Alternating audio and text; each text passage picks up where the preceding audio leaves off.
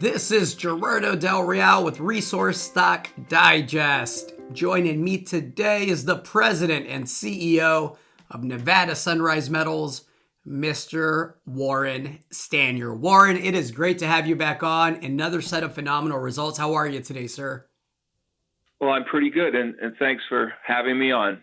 Well, let's get into it with my biased shareholder take here. You just announced 1,321 ppm lithium in sediments over 990 feet and 116.43 milligrams per liter lithium in groundwater over 140 feet at the Gemini Lithium project. This, of course, is from hole number 4. I would love for you to provide the context. It's a large step out again.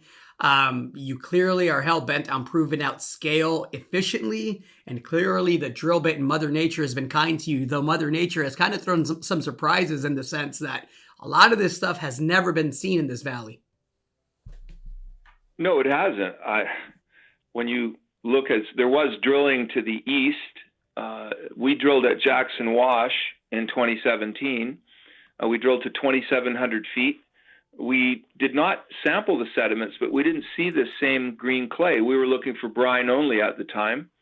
There were other parties that drilled even further to the east in the Lida Valley.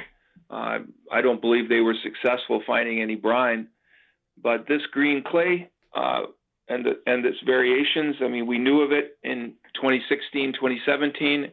It's here in quantity, and it has water with lithium in it as well.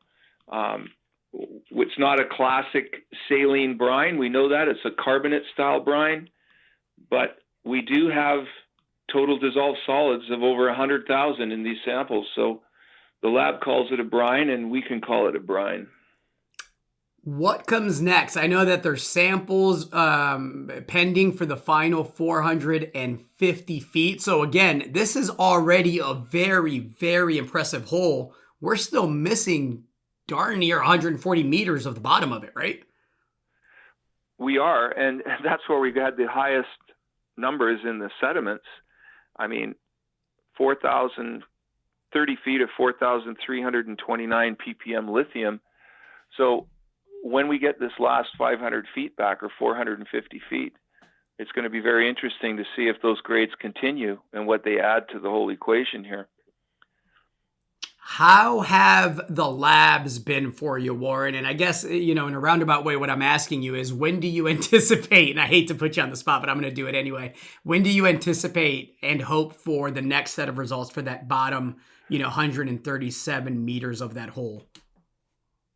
Well, I know that there was a group of samples. I was on site on February 3rd, and a bunch of samples were driven up to Reno that day. That was only to 1,900 feet. But then we didn't get much more because ground conditions just precluded going any further. It was just too hard to advance. So we only got about another 50 feet. So there's not that many more samples that are outstanding that haven't been delivered, and they probably all have been. So knowing that, it usually takes about 5 weeks. We might get off with a little less, depending on how busy they are. But so sometime I think by the mid-March, by the 10th to the 15th, that's when we'll see these final results. Same with the water. Excellent. And I understand that, like myself, you will be at PDAC next week, so probably want to encourage everybody to stop by the booth, right, and talk lithium, gold, and copper, which, again, I have to remind everybody, you have 20% ownership of the Kinsley Mountain asset, which I absolutely love, and in which we'll see some exploration drilling this year on some very, very good-looking targets. Great job by Copar and that team there on the geophysics and generating those new targets. They're the operator and 80% owner. And then there's a copper project in Coronado that I like, right? A VMS project that is a past producing mine, but they only found one of the deposits. And we know that VMS deposits tend to happen in clusters. So, I mean, copper, lithium, and gold exposure, it's as good as it gets for a company with such a tiny market cap.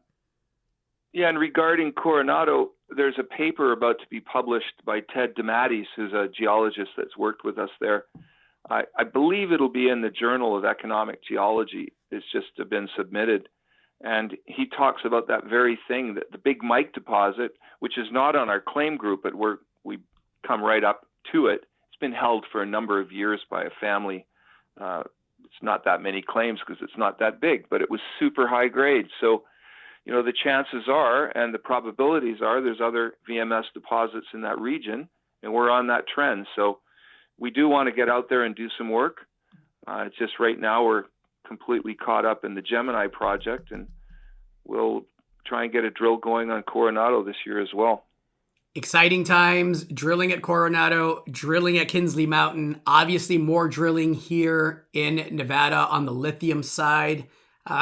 Happy shareholder. I know that the share price has been, back and forth and consolidating. I know you've had a ton of calls of people wanting to give you money and, wanting to take a stake in the company behind the scenes. I'm sure you'll keep that close to the vest, as you should, but I expect hopefully that you and I will be chatting here in the next couple of weeks in regards to the last set of sample results from the bottom part of hole number 4. And I should add, hole number 5 is in progress, correct?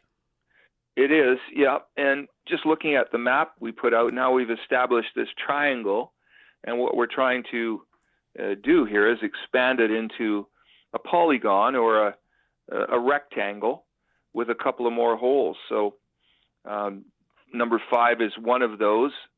I think we go to the west again. We might move some locations around, which is a process in the BLM that we can do. But we do have a permitted location now.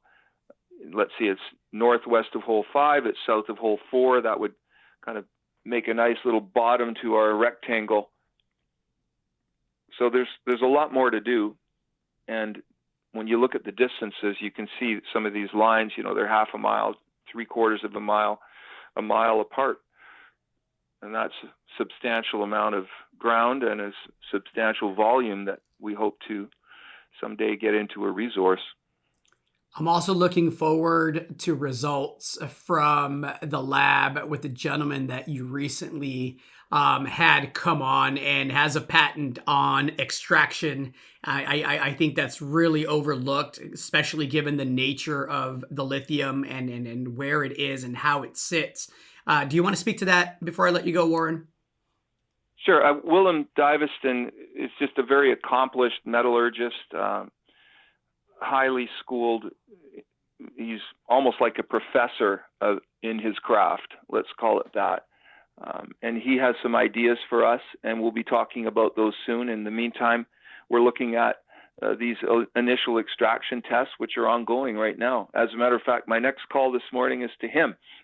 So just for an update. Well, I'm a fan of his work. Say hello for us. Looking forward to maybe when we get those results, having him on and having him explain, the process and the upside and, the benefit to Nevada Sunrise and Nevada Sunrise shareholders. In the meantime, we'll see you at PDAC next week. And thank you for your time as always, sir. And just let me clarify, Nevada Sunrise does not have a booth. I will be at PDAC with another company, ALX Resources Corp. Nevada Sunrise is so far down on the list, I don't know where we'd start at PDAC, probably on the back row. So we'll try and work our way up in future years here. Well done. But I will be there. All right. We'll see you there, Warren. Thank you so much. Appreciate it. Thanks, Gerardo. Hey everybody, Gerardo Del Real here. If you're enjoying the content that you just saw, you can let us know in 3 simple steps. Hit the like button, hit the subscribe button, and please share across your network and on social media. Take care, everybody.